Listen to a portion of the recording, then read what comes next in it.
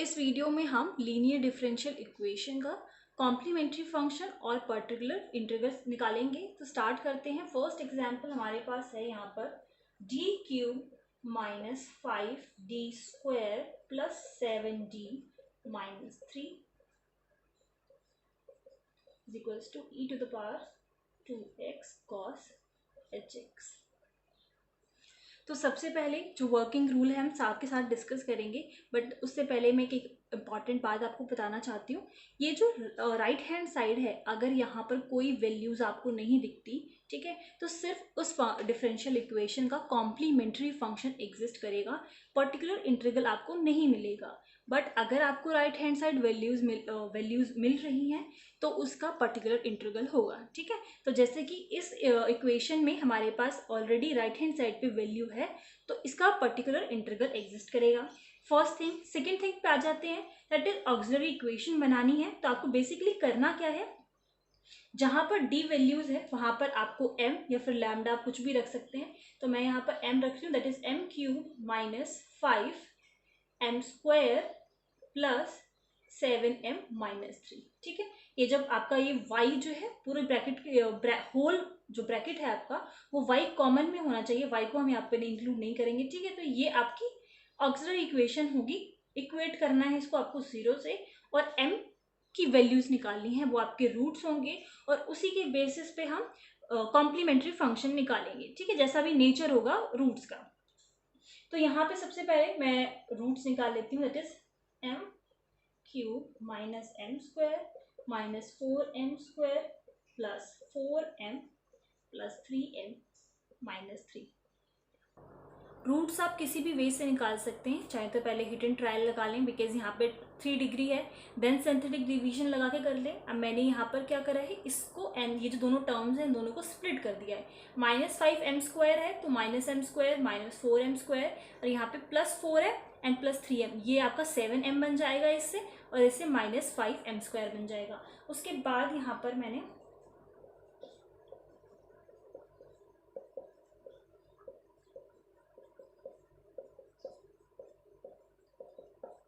Values common ले लिए हैं, इन दोनों में से m² कॉमन लिया तो ये हो जाएगा m-1। यहाँ से माइनस 4m कॉमन लिया तो यहाँ पे एक m बच जाएगा, और -1 नेगेटिव मैंने कॉमन ले लिया है, यहाँ पर 3 कॉमन लेके m-1 बन गया, ठीक है। तो ये आपका हो जाएगा, यहाँ से मैंने m-1 तीनों से कॉमन निकाल लिया, तो m-1 कॉमन हो गया। अब rest m² minus 4m plus 3 is equals to 0, ठीक है। तो ये वही आ गया। इस तरीके से भी आप इजिली कर सकते हैं, दैट इज m-1। यहाँ से जब इसका फैक्टराइजेशन करेंगे, फैक्टर्स निकालेंगे, that will be m-3 and this. तो आपके जो यहाँ पर रूट्स आए हैं वो हो गए पॉजिटिव 1, पॉजिटिव 3 एंड 1। अब इस केस में देखिए, आपके जो दो रूट्स आए हैं वो सेम हैं, तो कॉम्प्लीमेंट्री फंक्शन हम इसका अलग तरीके से लगाएंगे, एंड यहाँ पे एक डिफरेंट भी आ रहा है, ठीक है, रियल एंड डिस्टिंक्ट टाइप में भी है। तो किस तरीके से कॉम्प्लीमेंट्री फंक्शन बनेगा, CF इज इक्वल्स टू, सबसे पहले इन दोनों की बात करते हैं, दोनों सेम है तो कांस्टेंट, इसमें हम x नहीं लगाएंगे। जो सेकंड आपका रूट होगा जो सेम आ रहा है, उसके लिए C2 to the power x कर देंगे, and e to the power जो भी आपका रूट है, जैसे यहाँ पे 1 है तो 1 आ जाएगा एंड x आ जाएगा, ठीक है। प्लस अब ये डिस्टिंक्ट है तो इसके लिए हम क्या करेंगे, C3 and e to the power 3x। यहाँ पर एक क्विक रिवीजन कर लेते हैं। जैसे अगर आपके पास m की वैल्यू सिर्फ 1 एंड 1 आती, तो ये कैसे हैं, रियल है आपके पास और एग्जैक्टली सेम है, तो उनका जो CF बनेगा वो इस तरीके से बनेगा, C1 plus C2x and to the whole bracket e to the power x। अगर मैं एक और यहाँ पर ले लेती हूँ तो C1 plus C2x plus C3x², मतलब एक कांस्टेंट जो है आपका C1 है, C2 C3, नेक्स्ट C4 आएगा, और x जो है आपका मल्टीप्लाई एक्स्ट्रा होता चला जाएगा हर एक प्रोसीडिंग टर्म में, और टू द ब्रैकेट लगाना है आपको, और e टू द पावर यहाँ पर आपका आएगा लैम्डा, ठीक है। लैम्डा की जो भी वैल्यू होगी, यहाँ पर 1 है तो मैंने यहाँ पर 1 पुट कर रखी है, एंड x साथ में आएगा, ठीक है, इस तरीके से होगा। बट अगर कोई रूट्स आपके डिस्टिंक्ट आते हैं तो उसमें सिंपल आपको क्या करना है, कॉन्स्टेंट रखना है, e to the power lambda x रखना है, नेक्स्ट कॉन्स्टेंट लगाना है, और e to the power lambda 2x and as it is जो है वो कंटिन्यू चलता रहेगा जितने भी आपके रूट्स आते हैं, ठीक है, अगर डिस्टिंक्ट आए तो। इस तरीके से आपको CF निकालना है। यहाँ पर ये आपका जो है फाइनल CF है। अब देखते हैं पर्टिकुलर इंटीग्रल आप किस तरीके से निकालोगे।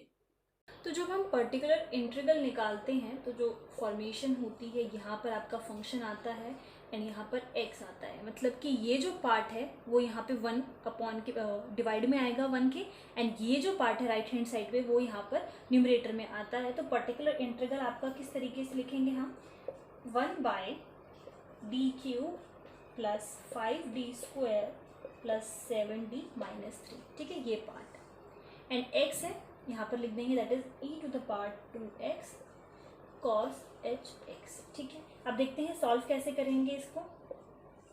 यहाँ पर मैंने अभी लास्ट जब मैं रूट्स निकाल रही थी तो मैंने ऑलरेडी फैक्टर्स कर लिए थे, तो यहाँ पे फैक्टर्स लिख देती हूँ। d, यहाँ पे 2 रूट्स 1 आए थे हमारे पास तो इस तरीके से हो जाएगा, एंड एक 3 आया था तो d - 3 लिख सकते हैं उसको, एंड यहाँ पर e⁻² को मैंने एज इट इज रख लिया, और यहाँ पर जो हाइपरबॉलिक फंक्शन है हमारे पास कॉस का, तो उसकी जो वैल्यू है वो मैंने पुट कर दी। तो उसकी वैल्यू क्या है, e⁻x प्लस e⁻⁻x/2, ठीक है।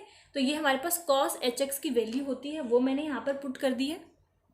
अब यहाँ से मैं ये हाफ कॉमन ले लेती हूँ, ठीक है, और e⁻² को इसके अंदर मल्टीप्लाई कर देंगे, दैट इज d - 1² d - 3, इसको ऐड करेंगे तो ये हो जाएगा e⁻² plus x that is 3x, and यहाँ में से एक सेपरेट हो जाएगा x, तो इस तरीके से आ गया। नेक्स्ट जो आपका स्टेप होगा, मैंने हाफ कॉमन ले लिया था और ले रखा है यहाँ पर, और इसको एक बार इस पूरे टर्म को इससे करूँगी और फिर इससे करेंगे, दैट इज 1/d - 1² d -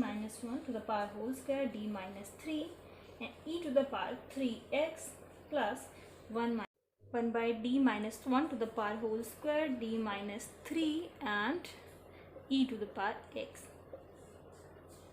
यहाँ पर हम एक्सपोनेंशियल के रूल एक बार डिस्कस कर लेते हैं। जैसे कि यहाँ पर आपके पास है 1/d - α⁴n e⁻x, ठीक है। जैसे कि जो फॉर्मेशन अभी हमें हमारे पर्टिकुलर इंटीग्रल निकालते टाइम जो हमें फॉर्मेशन मिल रही है, तो आपको इसको इस फॉर्म, आप इस चीज़ को इसके इक्वल लिख सकते हैं, दैट इज x⁴n/n⁴x,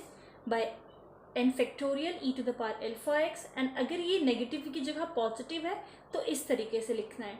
सबसे पहले देखिए ये सेम रहेगा, बट ये नेगेटिव का साइन जो है यहाँ पर नेगेटिव है तो ये पॉजिटिव होगा, अल्फा आपका यहाँ पर ये पॉजिटिव है तो नेगेटिव होगा, ठीक है। रेस्ट और जो चीज़ें हैं वो सेम रहेंगी। एन जो है आपका वो ये है, ठीक है, जिस जो भी पावर होगी x⁴n, और इसी का फैक्टोरियल आपको करना है। अब इसको हम यूज़ करेंगे अपने जो हम सोल्यूशन कर रहे थे उसमें। लास्ट स्टेप में फिर से लिख दे रही हूँ, that is equals to half 1/d minus this d - 3 e⁻3x, ठीक है, and plus 1/d minus this d - 3 and e⁻x। अब आपको फॉर्मूला देखो किस तरीके से पुट करना है। मैंने बताया था कि ये जो आपका जो d - α रहता है, ठीक है, वो इस तरीके से फॉर्मेशन होनी चाहिए, मतलब ये अल्फा और ये जो है इक्वल होना चाहिए। अब यहाँ पर देखिए ये जो है d - 3 ये आपका अल्फा 3 है, यहाँ पर भी आपका 3 है, तो सबसे पहले मैं इस पार्ट में वो फॉर्मूला लगाऊंगी, that is 1/d - 3 and e⁻3x। तो इसकी क्या वैल्यू होगी, e⁻3x एज इट इज होगा, नेगेटिव है तो यहाँ पे पॉजिटिव रहेगा, एंड x⁻n, यहाँ पर n की वैल्यू क्या है 1 है, तो x⁻1 फैक्टोरियल क्या हो जाएगा 1 ही हो जाएगा, ठीक है। तो सेम यहाँ पर भी इसी तरीके से, यहाँ पर 1 है तो इसका मतलब मैं ये वाला यूज कर सकती हूँ, 1 minus this e⁻x is equals to e⁻x as it is, and यहाँ पर x⁻ क्या आएगा, ये 2 है तो 2 फैक्टोरियल आ जाएगा नीचे, ठीक है। तो अब ये वैल्यूज ये आपको यहाँ पुट करनी है, ये आपको यहाँ पुट करना है। वैल्यू पुट करेंगे तो it will be half 1/d - 1² और वो वैल्यू पुट कर देंगे, that is x e⁻3x, plus same उसमें जब वैल्यू पुट करी थी तो d - 3 रह गया हमारे पास, and next x² 2 factorial and e⁻x। इसके बाद ये वैल्यू भी हमें एलिमिनेट करनी है, दैट इज हाफ, और यहाँ पर आप d की वैल्यू क्या रखेंगे, जो ये वैल्यू होगी, ठीक है। यहाँ पर भी सेम, यहाँ पर कुछ भी नहीं, दैट इज 1 है तो यहाँ पर वो वैल्यू आएगी जो आपको d की वैल्यू पुट करनी है, दैट इज 1 बाय यहाँ पर 3 है 3 - 1, ये ऐसे ही केस में हम वैल्यू पुट करेंगे, ठीक है, that is whole square and x⁻3x plus यहाँ पर 1 पुट करेंगे that is 1 minus 3x² 2 factorial and e to the power x। Next step is half common ही था यहाँ पर, 3 माइनस 1 दैट इज़ 2, तो 4 आ जाएगा x to the power 3x plus यहाँ पर माइनस 2 आ जाएगा, 1 माइनस 3 दैट इज़ माइनस 2, और यहाँ पर मेरे पास आ जाएगा 2 factorial that is 2 into 2 that is 4। यहाँ पर ये नेगेटिव हो जाएगा, साइन चेंज कर देंगे and rest x² and e to the power x। इसके बाद हम कॉमन ले लेंगे, जो 1/4 है तो यहाँ पर हो जाएगा 1/8 and it will be x to the power 3x minus x² e to the power x। So अब आपके पास रिक्वायर्ड सोल्यूशन क्या हो जाएगा, that is y is equals to CF। आपका रिक्वायर्ड सोल्यूशन दोनों का सम होगा, कॉम्प्लीमेंट्री फंक्शन प्लस आपका जो पर्टिकुलर इंटीग्रल था, that is y is equals to C1 plus C2x e to the power x plus C3 e to the power 3x and plus plus 1/8 x to the power e to the power 3x minus x² e to the power x। ठीक है, तो ये आपका required solution हो गया। Next example देखते हैं और इस एग्जाम्पल में सिर्फ हम पर्टिकुलर इंटीग्रल निकालेंगे। तो question is d² minus 2d plus 1 and y is equals to cos 3x। तो हम पर्टिकुलर इंटीग्रल किस तरीके से लिखते थे, 1 बाई जो भी आपका ये पार्ट है वो नीचे आ जाएगा and x that is 1 by d² minus 2d plus 1 is equals to cos 3x। ठीक है, अब आप यहाँ पे ये जो वैल्यू होती है वो आपकी a होती है। ठीक है, और आपको d² को माइनस a² पुट करना होता है। ठीक है, जहाँ पर भी d² होगा वहाँ पर हम ये वैल्यू पुट कर देंगे दैट इज माइनस a²। तो यहाँ पर ये हमारे पास d² है, यहाँ पे मैं पुट कर दूंगी माइनस a² मतलब 3 to the power square, rest सारी चीज़ें सेम आ जाएंगी। ठीक है, तो ये मैंने यहाँ पर लिख दिया cos 3x। ये आपके पास हो जाएगा -9 plus 1 that is -8 minus 2d cos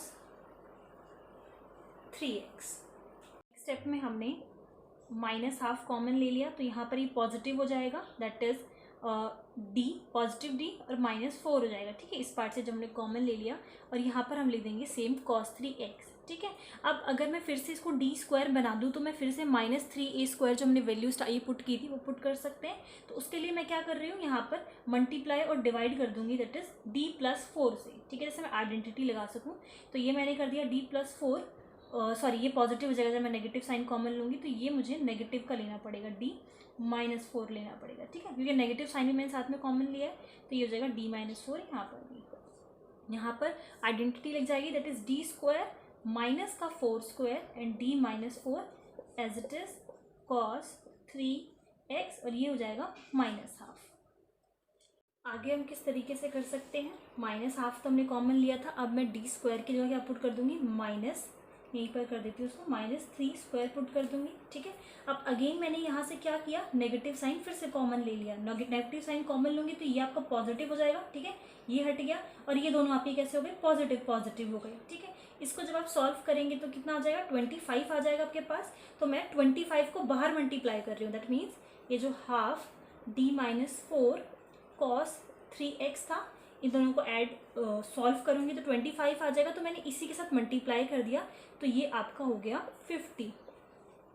ठीक है, अब मैंने क्या करा, 1/50 को एज इट इज लिख दिया। अब इन दोनों को इससे मल्टीप्लाई कर दूंगी, दैट इज d का मतलब होता है, अगर मैं d cos 3x लिख रही हूँ, इसका मतलब d का मतलब आपके पास होता है डिफरेंशिएशन करना, और 1/d होता है तो उसका मतलब होता है इंटीग्रेशन करना, और रेस्ट आपका -4 और cos 3x आ जाएगा।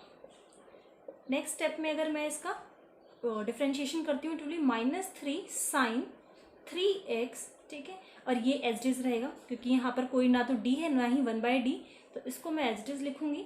अब मैं क्या करती हूँ, इसमें से नेगेटिव साइन 3x आ जाएगा, यहाँ पर नेगेटिव साइन कॉमन लेती हूँ तो ये भी पॉजिटिव और ये भी पॉजिटिव, और नेगेटिव साइन में यहाँ पर जो है कॉमन लेके लिख सकती हूँ। तो फाइनल आंसर क्या हो जाएगा, -1/50 and 3 sin 3x plus 4 cos 3x। तो आई होप आपको अब समझ में आ गया है। तो देखा होगा आपने कि जो कितना बड़ा रोल है कि आपको सारे फॉर्मूलेस पता होने चाहिए। क्या कुछ रूल्स हैं, जैसे कि टी को डिफरेंशिएशन 1/d फॉर इंटीग्रेशन, तो ये सारे रूल्स आपको पता होने चाहिए पर्टिकुलर इंटीग्रल निकालने के लिए।